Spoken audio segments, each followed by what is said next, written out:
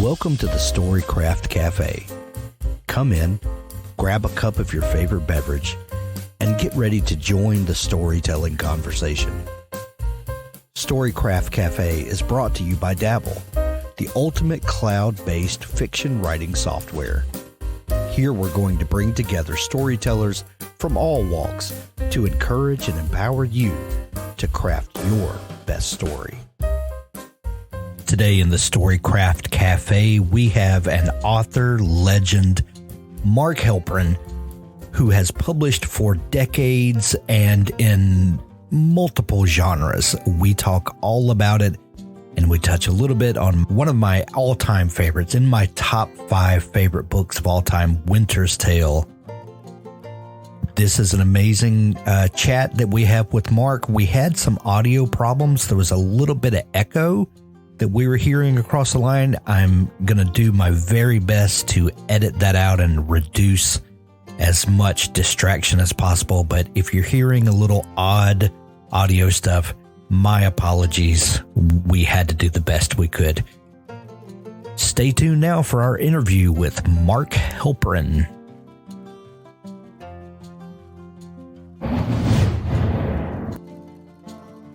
We are live in the Storycraft Cafe. I am your host, Hank Garner, and today I am super excited to have Mark Helprin on the show with me. Mark has a fantastic, amazing new book. It's called The Oceans and the Stars. Here is a pre-release copy that I have been so fortunate to get to read. It publishes this October, and this is a book that you definitely don't want to miss. Welcome to the show, Mark. Thank you. I'm very glad to be here. I'm excited to have you, Mark. I have to start our conversation by saying that Winter's Tale is one of my top 5 favorite books of all time. It has meant so much to me over the last couple of decades, and it's such an honor and privilege to get to speak with you today. Well, thank you. Let me ask you a question. How old are you? I am 51. I'll be 52 this Okay. fall. See, that's very interesting because I'm 76, and I came out with Winter's Tale in 1983 when I was 40, nearing 50. So you were quite young then. You Yes. must have been in 1983. How old were you? I was 12, almost 13. Well, you see, it influenced you as a young child, or Yeah. I don't know when you read it, but obviously it's from your youth. Yeah, I actually discovered it a little later. I was probably in my 20s when I discovered it. And then the film, came along later, and it's a completely different animal. But Yes, it's a completely different animal. And now perhaps your listeners should know that when you sign a movie contract, have a thing which is called, and I shall illustrate it, a clawback, which means that if you speak to the press, and you're the press in this instance, and you make derogatory comments about the movie, they will pull back the money that they gave you. So that's just as a point of information. But let us be content with the judgment that the movie was a completely different animal. Yeah, it's it is not that the movie is terrible per se. It's different. Yeah, I'm sorry, I didn't hear you, Mark. I said, woof. I'm just, there's a dog outside, and I was trying to talk to him. I like to start conversations with a fun question sometimes. And what is your first memory of wanting to be a writer or storyteller? When I was in 3rd grade, my 3rd grade teacher, who was the daughter of the Wilson Secretary of War. These are people. This is a woman who was born in the 19th century for sure. And the woman who ran the school was one of the illegitimate daughters of General Philip Sheridan, the Civil War cavalry general. Her name was Sarah Sheridan. Sheridan had a lot of illegitimate daughters. Anyway, Miss Daniels, my third grade teacher, took me aside and had me dictate stories to her. And she wrote them down in third grade teacher's handwriting and then sent them home with me. And Simon & Schuster offered me a 2-book contract. Truly. One for a novel, a children's novel, which would have been simply plagiarizing, more or less, Stuart Little.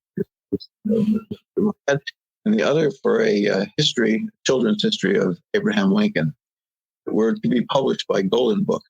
But my father refused to allow this because my mother had been a child actress and had been ruined by that kind, by being so precocious as a child. My father wanted to protect me, and he said, "No, don't do that." But I always told stories, and I think I knew that I was going to be a writer, probably from that age.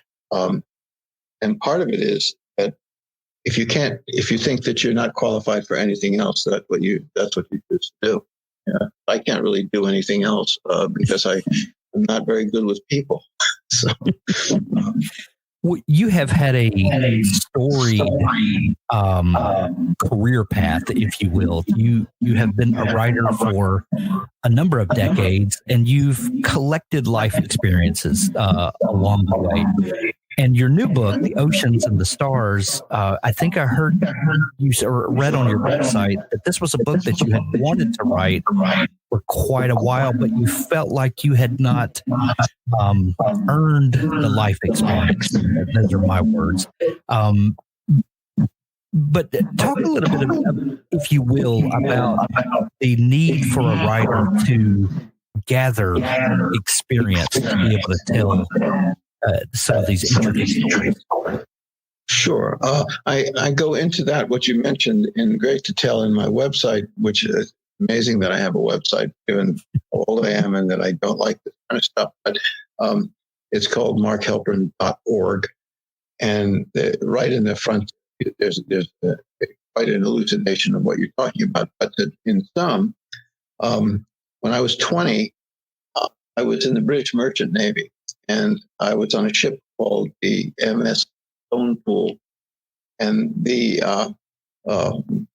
some of the crew, or someone in the crew, told me the story of a ship called the Royal George, which was an English warship which sank in the 18th century. And when they pulled it up and they salvaged it, they discovered that there were hundreds of women on the ship. They were essentially what they were court. And or maybe family members, I don't know, but it was very unusual and it was a scandal. And as I was crossing the Atlantic at one point, I thought, well, wouldn't it be great to write a novel or a novella about a ship in which all full of men, just men, and that what they're thinking about is the women that they left behind, that they were in love with, those women essentially are the reason that we are what we are. And I was 20. I tried to do it when I got home. I was in the little piece that I have on my website, in the snows of a Boston winter.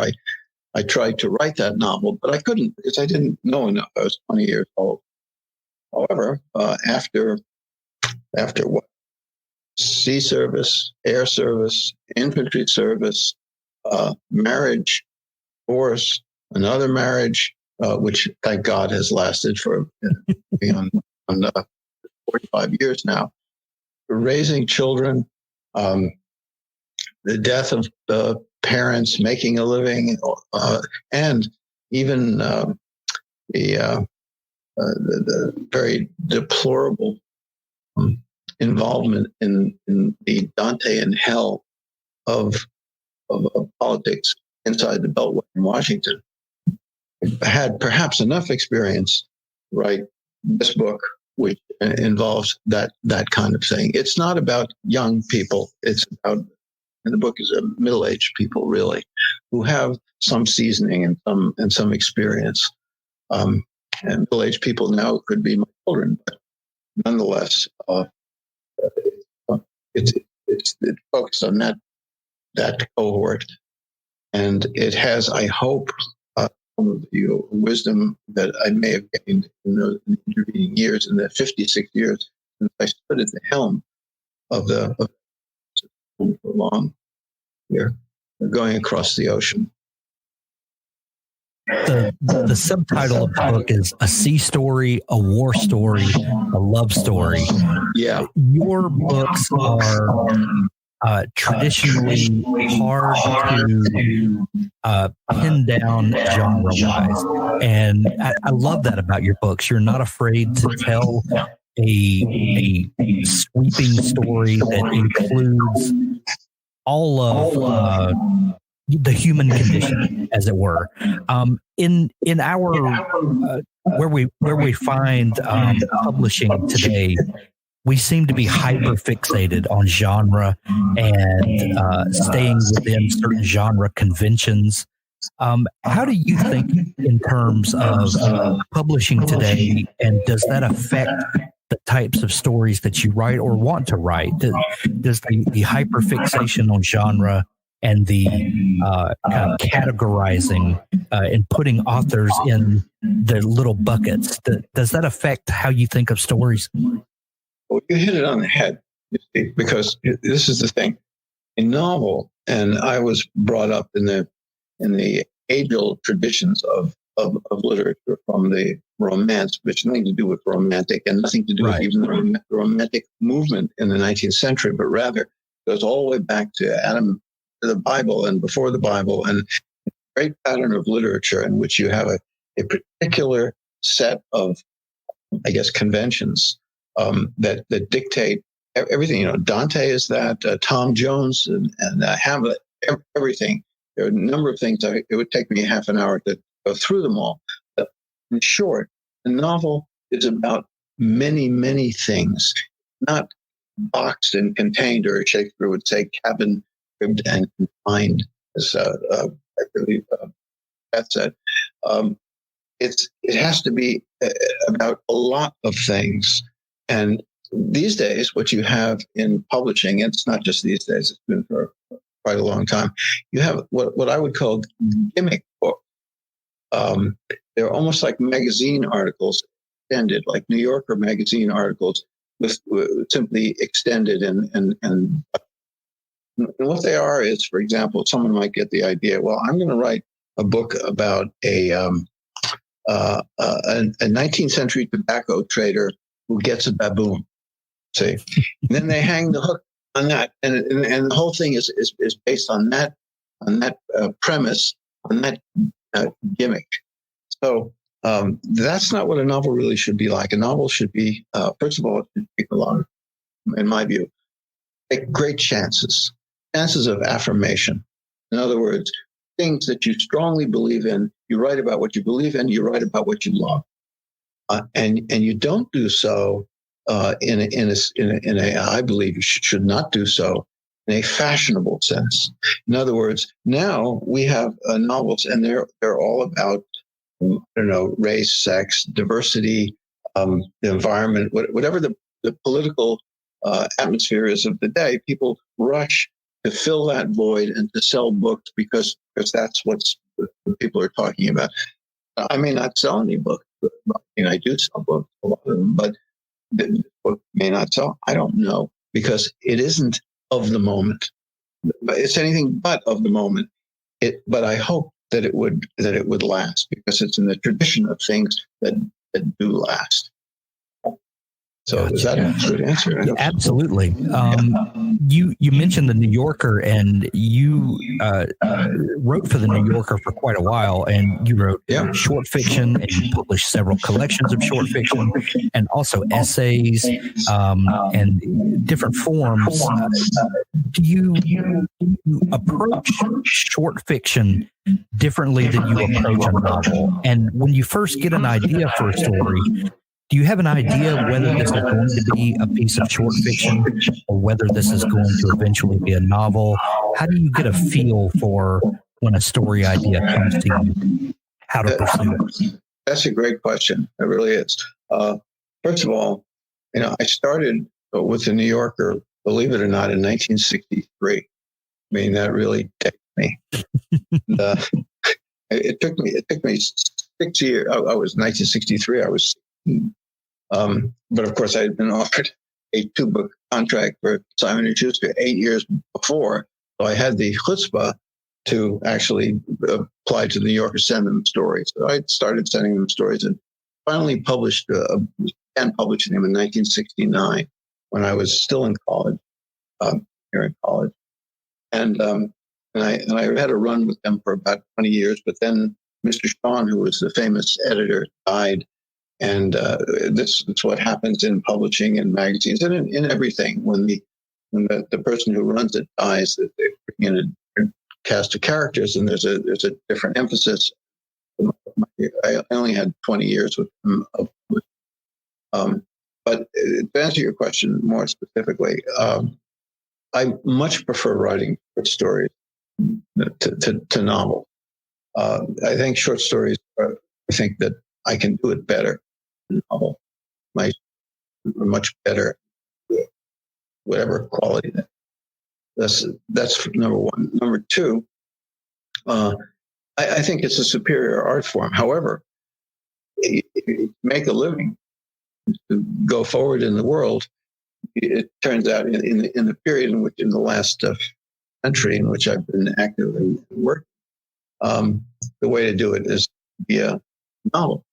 That's just the way it was. This book will be, I believe, and of course I could drop that tomorrow. I don't know, 76 years old. I still do things that are very strenuous that might kill me. But if I continue to live, then this book will be my second to last novel. I have one more that I'm working on now. I actually finished it. I go through about 12 drafts for every book. Oh, I'm on draft, 3 or 4 now. So I have a way to go before I finish. But that will be probably my last novel. Because what I really would love to do is to just write stories. That's why it's been my delayed and belated retirement. I could have retired. I mean, some people, that's already 21 years ago for me. I'm retired. Crazy. I should. But when I do, that's what I'll do. I hope to have a lot less stress and just write stories because that's my first love. And by the way, when I first started writing stories, just as I mentioned, 20 on that, I was unable to extend it into a novel. I couldn't. I didn't have enough to write about. But I did have ability. I think. I mean, at least being able to make something beautiful that was very small. But in extending it, I didn't know enough, so I couldn't extend it. That's what. By the way, if since we're on this subject, in that piece on my website that you referenced before, one thing that I said is that I discovered that and not just a question of discovery, but I came to the belief that a novel can have lots of action in it. This novel, has a great deal of actions. It's a naval story. If you focus in on the cover, you see that wonderful. And that's not because you mentioned that we're things in genre categories. Mm-hmm. That great literature can have a great deal of action. Like the Iliad and the Odyssey. Right. And and then I mentioned that when I came home, I then discovered I then hadn't read Pushkin's book called Slaughter, which is a novella, which is tremendously suspenseful, great action, terrific action, and yet it's Pushkin. Beautiful writing. So you can have action and goings on and stuff in the tradition of Melville and Homer and Pushkin, etc. And that can still be literary, and you can combine it with language with beautiful language, metaphor, simile, and sound, and not neglect those things. So, in other words, what I'm saying is that it can be like a combination of Tom Clancy without the nonsense of, the atom bomb going off over the Champs-Elysees or the merchandise market, unless the hero, swings goes like Tom Cruise goes on a motorcycle from one building to another. That's nonsense, really, when you think about it. And that will not last. That's just gimmicks, special effects. Have great action mixed with beautiful writing. That's what I tried to do with this book. We've got a great question from Ken, who says, your stories take thrilling and unexpected turns, but I never got lost. You seem to have an internal meter that knows just when to pull it in. How do you know what to keep and what to throw out? So I guess this is, would come to the second, third draft that you mentioned earlier. After you get that first draft out, do you then take a critical eye back over the story structure? And like you said, how do you determine what is essential to stay and what could be better served by pulling it out? That's a great question. When I was young, I used to love to write, and I didn't like to edit. With every passing year, I like editing more and more until I actually like editing a lot better than writing, which is really weird. I like writing too, but editing is more satisfying and more fun. And in a sense, you can almost do more with good editing than you can when you initially write. And that's part of the reason that I do 12 drafts. And the other thing is, how do you know what to leave in and what not to leave in? You see those books behind me? That's training. That's training, because from a very early age, I just read and read and read and read and read. And then I had, unfortunately, a very rigorous formal education. I probably went to every prestigious university in the world. I really did. It's ridiculous.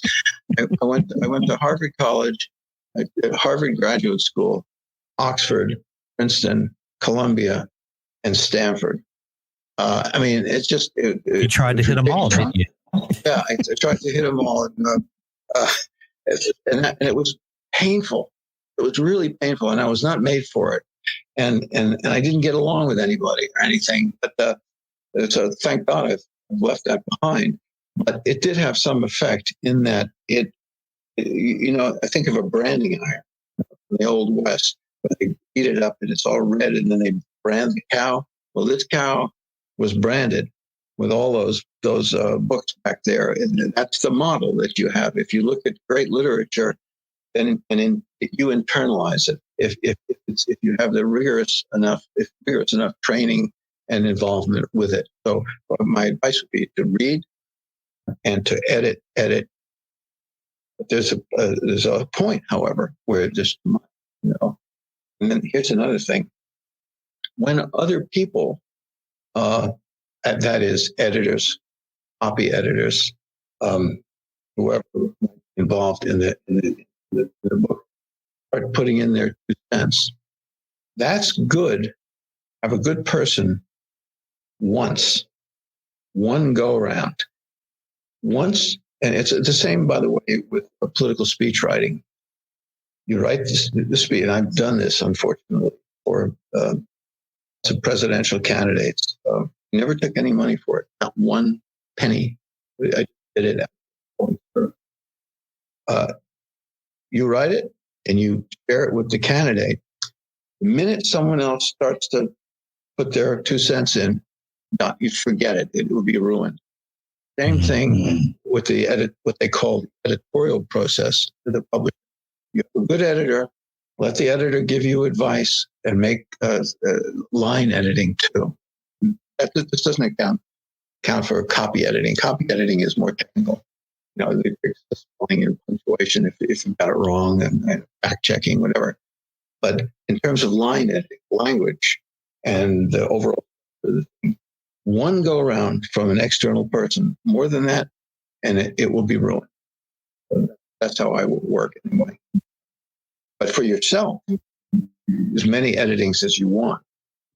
But when you feel, if you do get to the point where you feel that it hurts and you don't know whether if it's not clear what should be done, because you can't get to the point where if you look at a sentence or a paragraph, you don't know immediately what would make it much better, and you shouldn't.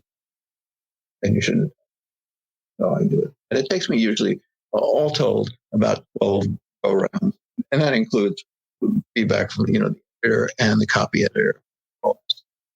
But that's part of the key, and you can't necessarily do this if you're young.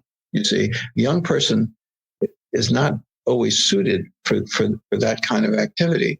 For instance, when I was in graduate school, my advisor, who then became a very family friend, dead, he's been dead for almost 20 years, said to me, "You can't understand this because you're not old enough." And I thought I was stuff. I was there with Harvard Graduate School and I do a PhD, which I never got. And because I went into the Army and then I got married and I had children. But he said, you can't. But that's ridiculous because I'm so smart. I'm so terrific. Here I am. I could understand anything. No.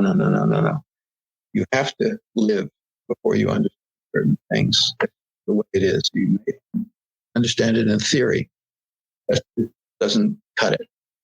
You're absolutely right. So when I give advice about editing, there's a limit when you're young to how much you can edit. Because your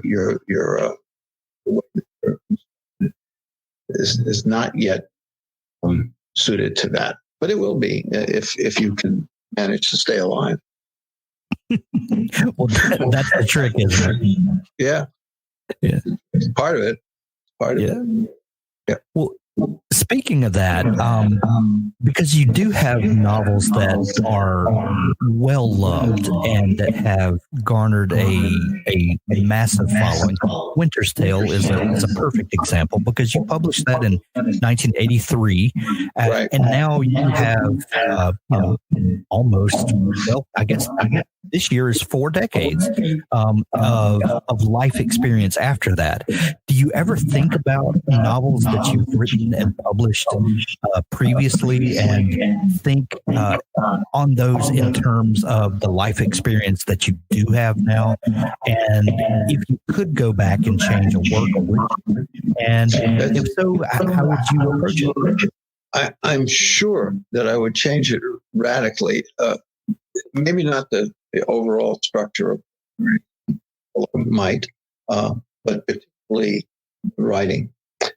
Now, here's a funny thing. I have never read anything that I've written after it's been published.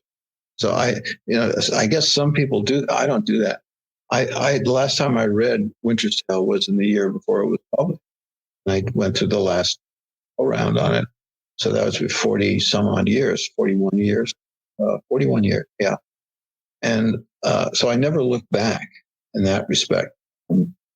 I'm sure that I would in terms of line editing anyway, if not the structure. And also, I think this, you don't always have to think that the books written are so great. Think, well, that one was not so good. I'm not particularly fond of Winter's Tale as I remember it. I prefer other things, particularly shorter fiction that I've written. That's okay. I mean, it's not up to me, is it? But for instance, when art was scientized in the 19th century, essentially when science triumphed because it could do all kinds of amazing things. We eventually got flu, we went to the moon, we cured diseases, et cetera, et cetera. So science jumped into the catbird seat, and art largely started to imitate it. See, it became more rational than emotional. It became more studied than impulsive. The Romantics were actually reacting to the scientization of art and the banishment of myth and emotion in literature and in painting, etc. But when that happened, you got all these artists, every type, who were explaining everything to everybody. Notice that? The architects will say, well, this echoes this and that echoes that, and that shows this is a... But you shouldn't have to explain yourself. It should be apparent. Why? Because it should be written in the language of nature. It should be written in the language that we all understand, because we're subject to the same constraints, and you can rules and laws. For example, you can't if you don't have enough a certain amount of oxygen, you die. If there's a certain high temperature, you die. If the temperature is too low, you die. If you don't get certain nutrition, you die. You can't. You are limited in terms of your muscular power. You're limited in terms of your speed. You're limited in terms of how far you can see, or what parts of the spectrum, the magnetic spectrum, you can actually see. A bee can see much more than we can. It can see other colors, etc. These limitations are part of what make our humanity, and they give us in a sense a set of rules and a set of principles by which we can judge things that don't have to be explained in theory. You see, so what I'm trying to say is that you when in writing a book, this is what I do, and I imagine it in the past. You rely upon that. You try to make the most beautiful and true representation of what you know, rather than moving according to a set of rules that were essentially derivative of the scientization of art. And that's why, for instance, I'm not crazy about the modern criticism, because it's formulaic and theoretical, and it's abandoned the very, I could use the word felicitous and wonderful rules of nature we all have within us, and they're accessible to everybody. We're all subject to. I don't know why I'm saying that, but so. Mark, one thing that I love to ask people is that I am fascinated by where stories begin, and I don't mean in the trite sense that people ask authors, where do you get your ideas from? Because ideas are everywhere, but there is something about that idea that stands out from the rest, and just won't allow you to let it go. In one moment, a story like the ocean and the stars does not exist. But then either an idea comes to you, and a lot of times it's the what if question, what if this happened or what if that happened? And then you start casting the story in your mind. And then in one sense of the term, the story does exist, and it's your job as the writer to dig it out and to polish it off and to bring the story out of the miry clay that it exists in. And that's the job of the writer. But what is that moment of creation like for you? And is it typical, or is every project different? Well, I've been asked that before, and usually the answer I give is this: that well, for instance, for this book, I know exactly when it started. It started when the British seaman who was my crew member told me the story of the Royal George. That's what started it, and then of course it went through many incarnations and changes. At that point, ISIS didn't exist; they weren't taking hostages. Shortly after that, no one was hijacking planes or taking hostages. America hadn't fought in the Middle East since World War II, and over time, those were added to it in layers of accretion. But what I usually say is this: something will occur to me. Usually, it's the last line of a story or a book. The last line is usually a very beautifully constructed in terms of language. It's beautiful. One line occurs to me, and then I know that that's the last line of whatever it is, the novel, the book, the short story, whatever. And then it's like if you take a stone and you throw it into a lake, maybe, I don't know, throw it far anymore, but it lands 100 feet. I don't think I could even throw 100 feet, 75 feet away into the water, plunk in the water. And then you dive into the water and you swim to get the stone. And that from the point of the shore to the stone, that's the beginning of the book to the end of the book. We're working toward that one line, and that's what gives you the discipline, the subject, the feel, the spirit of the book. The one line at the end. I mean, that's how I do it. I've always done it. And in this book, that worked that way. I mean, the original idea came way back. I was 20 with for the book itself. The very last line hurt me. And you could, well, I'll tell you what. Grab the book. It's right next to you. Read the very last line. The very last line. Yes.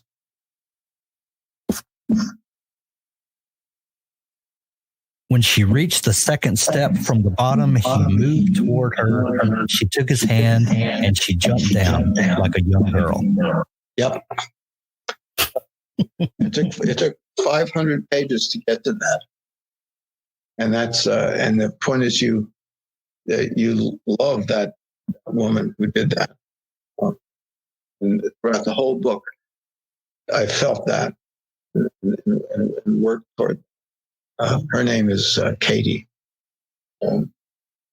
That's amazing. You said that you had this idea for a long time, and you felt like you weren't ready to write this book. And you said on your website that there were things that you needed to accumulate along the way so that you would be capable of writing this book. How did you know that it was now time to tell the story? I don't know. Listen, I wanted to do it even before. I wanted to do it many books ago. I just didn't get around to it. So when I finished the last book, which is called Paris in the Present Tense, then I said, okay, well, now I can write this one.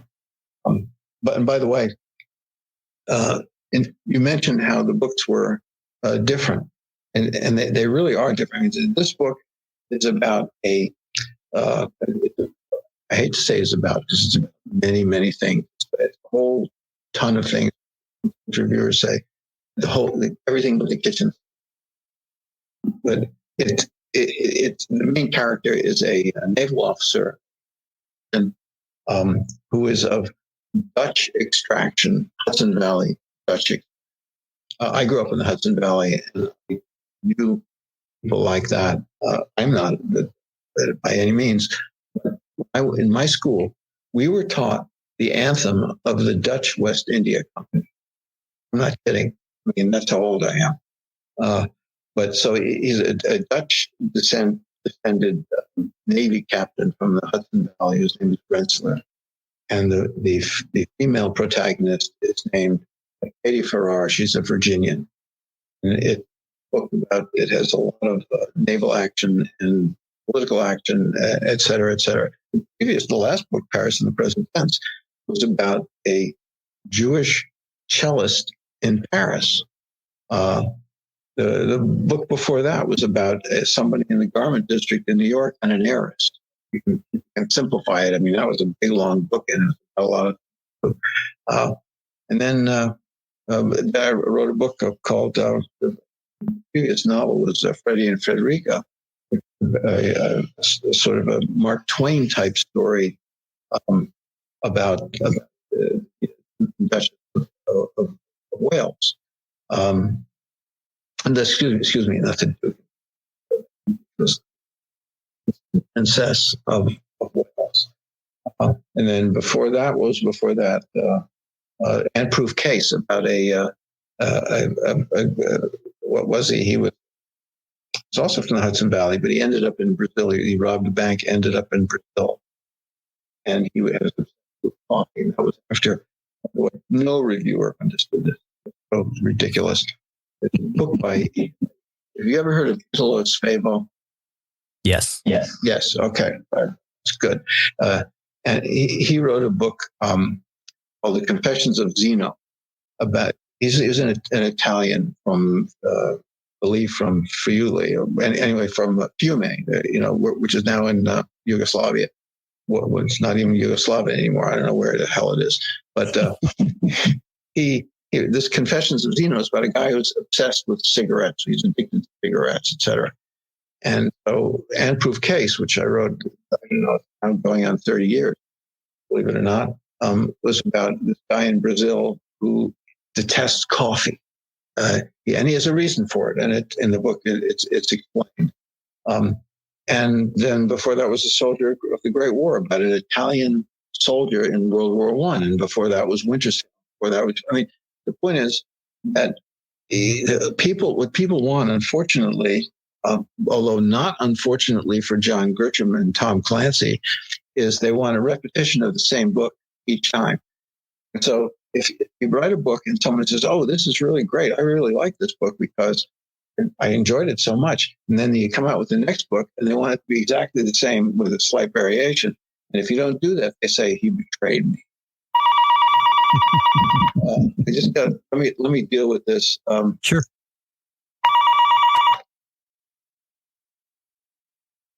Okay. Do you know what that was? That was a spam call.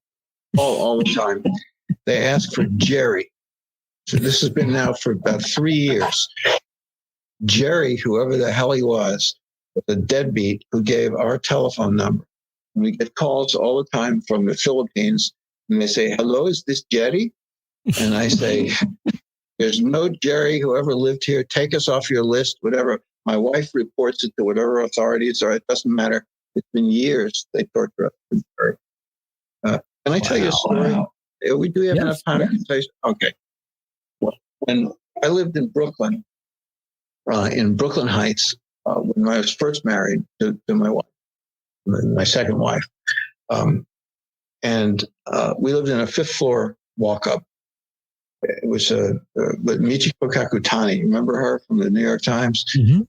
She was a young journalist. She came to interview me there and walked in. The first thing she did was criticize the furniture. We saved all our money. My wife is a lawyer. She was a big-time lawyer, but we saved all our money because we knew we had to save it because the future would be a problem. You have to lay in your seed corn, right? So we lived very modestly. And she just criticized the furniture. She was very unpleasant. Anyway, I had a landline, and I was sitting there in the apartment writing Winter's Tale. And sometimes it would be freezing. Sometimes it'd be really hot because we were under our roof. And all day long, in one period, the phone would ring. I'd pick it because there was no, we don't even now have voicemail or answering machine. Say hello. And the Board of Education, which was nearby, was advertising for an assistant principal for an elementary school, more than one. And they put an ad in the newspapers and said, if you're interested in this position, call this number. And it was my number. So I was getting all these calls from people. So I went to the Board of Education and I said, look, you put this ad in and it has my number. You've got to do something about that. And they said, oh, there's nothing we can do. And I said, well, are you going to run it again? They said, yeah, we're going to run it. And I said, well, call an ad agency and have them change it. No, we can't do that. It'd be much too expensive. I said, but you're not even getting the calls. And they said, well, we're getting something. I said, but I'm getting the call. Anyway, they wouldn't do anything. I was really angry about that. So I got all these calls. And the people would say, I answered it and I said, hello, Board of Education. And then people would say, may I speak to Dr. So-and-so, who was the person who was, and I said, just one moment, please. And I switch and they come back and so this is Dr. So-and-so. And they would say, I'm interested in applying for this position. And I would talk them through it. And I would say, we listed in the paper when the interviews are. But because this is an elementary school position, we're interested in seeing how imaginative you are, because you're dealing with young children and we want to stimulate their imagination. So the chancellor has decided that for these interviews, when you show up, we want you to do the best you can to be dressed as an owl. And so you get it? And the only reason I say that is because this phone rang in the middle of our conversation here. So all these people showed up dressed as owls. I presume that I wasn't there at the Board of Education. Oh my goodness, that's amazing. We've got another great question. Mark, you talk about being real and true, yet your work walks us well outside the line, what we might call realism. Thank goodness. What do you think about realism versus fantasy? And I would like to tag on that. When you get a story idea, do you know from the beginning that this story is going to venture into like Winter's Tale territory, or how do you know in the writing, does it just dictate to you that this needs to be a more fantastical type story? That's also a great question. Tell you what, when I was, how old was I? I don't know, it was 1972. And I was in the Israeli army, and I read 100 Years of Solitude, and I hated it. I just hated it. And then I was awarded for the World Fantasy Award, and I tried very hard to turn it down, but they wouldn't let me because I don't like fantasy. Now people will say, "What, are you crazy? You wrote Winter's Tale, and you say you don't like that." I don't like fantasy.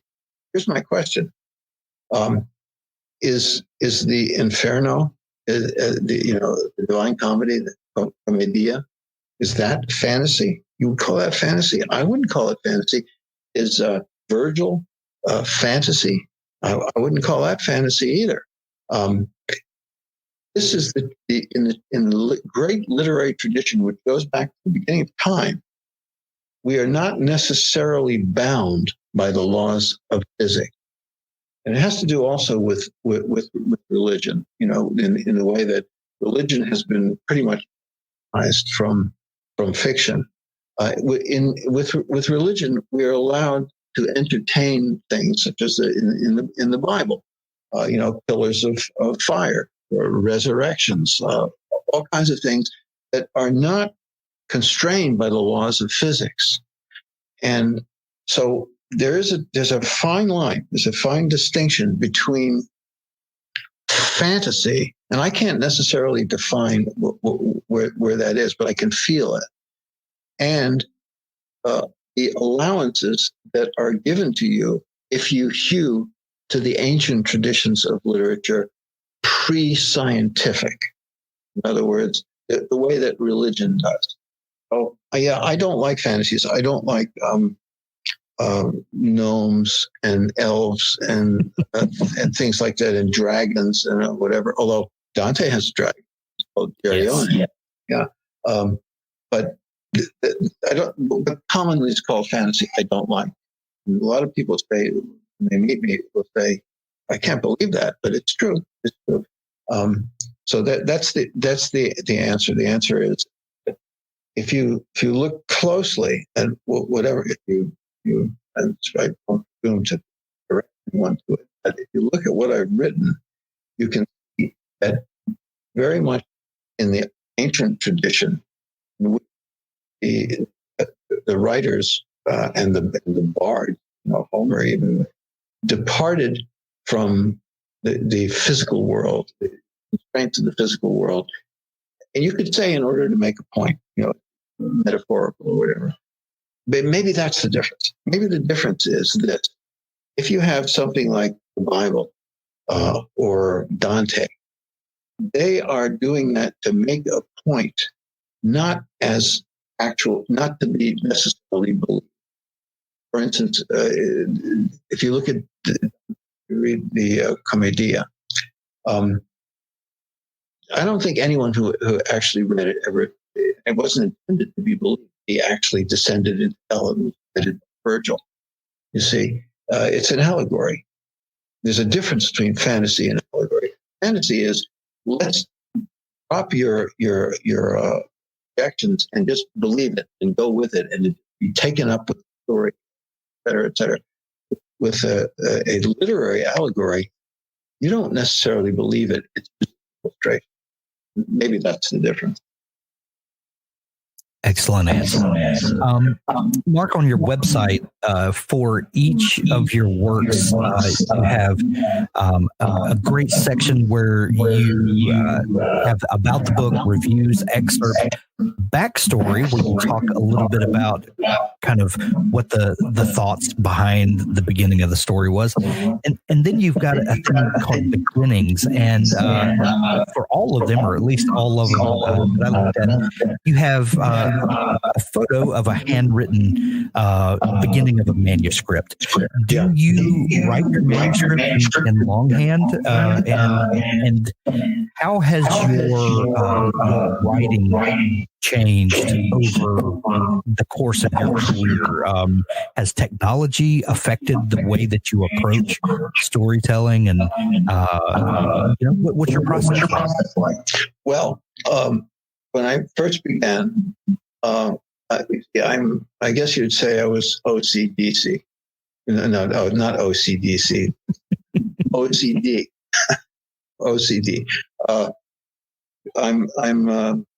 I guess I am. My wife says I am. And I'm just very neat, always have been. I used to clean up after my parents. When I stay in a hotel, I clean the room before the maid comes in the hotel. Even I carry usually a bottle of Windex and a little tiny thing, especially now if you fly, I'd be more than 4 ounces. I clean the mirror in the bathroom and I wash the soap dish. And I do that because I believe that things should be organized and tidy. So when I was very young, when I began, I always used a Mont Blanc fountain pen because I grew up using fountain pens. When I was in school, we used them. They did have ballpoints, but they were wax ink. They weren't the rollerball, and they were really crappy to write with. So we all used fountain pens. And my first books were written in fountain pen. Very, very neatly, beautifully done. If you look at that website of Refiner's Fire, you'll see that it's just very, very nice and neat, etc. If you then look at the later books, anything but. Why? Because as I've gotten older, I've developed a tremor. It's called essential tremor. It's what happens when you get old. And my handwriting is completely, but the process has always been the same, which is always write it with. I was once for 6 months, an internet columnist for the Wall Street Journal. I was a columnist for the Wall Street Journal in the print edition. And then when they came out with this thing called Opinion Journal, which was online, they said, we'd like you to also do this. So I tried it for 6 months. I didn't like it. The first column I think that I wrote was called Lament for Paper and Ink. And I think there's magic in paper and ink. And that's how I work. I always have first draft is in pen. And now I use rollerball pens because that's my hammer and do that. And it's not neat at all, as you can see if you look at those things. But then I do have colored pens that go over it. The first draft is with a black pen. The second draft is also with a black pen. Strangely enough, I don't know why I do this, but I do it. It's the third draft is with a red pen. Fourth draft is with a green pen, blue pen, and the fifth draft is with green pen. At that point, that's 5 drafts on the same, usually on the same paper. Then I put it on a word processor. And then I did the subsequent draft on the word processor. I got a word processor in 1981. I was one of the first ones to do it. In publishing, they didn't really go to word processing for another 15 or 20 years. Believe it or not, I was pushing them, and I didn't know what I was doing because it got too much, with all the new technology. But that's how it do it. To everyone who wants to be writing, there is such a pleasure in writing with your hand and on a piece of paper. And for me, anyway, it's been my life, and I love it. Well, one thing that's interesting is in the modern writing era, if that first draft is done in a word processor, the subsequent drafts are usually edits of that originally typed manuscript. So you're not actually rewriting the book as you are just editing, line editing. Yeah, well, the way you do it, you're actually rewriting the book, which is becoming a lost. Yeah. No, I'm not. Okay. It's editing, but very savage. Really extensive editing. Gotcha. But no, I don't sit down with a blank piece of paper and then start rewriting it. No, I wouldn't do that. That would it would take 10 years, more than 20 years to do. It's when I say draft, I mean going thoroughly over it. I understand. Gotcha. The new book is called The Oceans and the Stars, a sea story, a war story, a love story. It publishes in October, but we're going to put links to it in the show notes where you can pre-order it now and go ahead and reserve your copy. Mark, this has been so much fun chatting and going over your career. Thank you so much for taking time to join us. If people want to dig into all of the amazing work that you have accumulated, is your website the best place for people to find all of that collected in one place? It's not Wikipedia because it's so many mistakes in it. Ridiculous. The website is a good summation. It's not an active website. I don't participate in it. I don't put new things in it. It's like a reference. And I have a bibliography there, and I have each book is laid out better if they want to. But yes, I agree with you. This has been a lot of fun, and thank you very much. Thank you, Mark. We will put links in the show notes to make it easy for folks to find your website as well as to pre-order the book. Thank you so much for taking time to come on the show today. You're welcome. Thanks. Bye.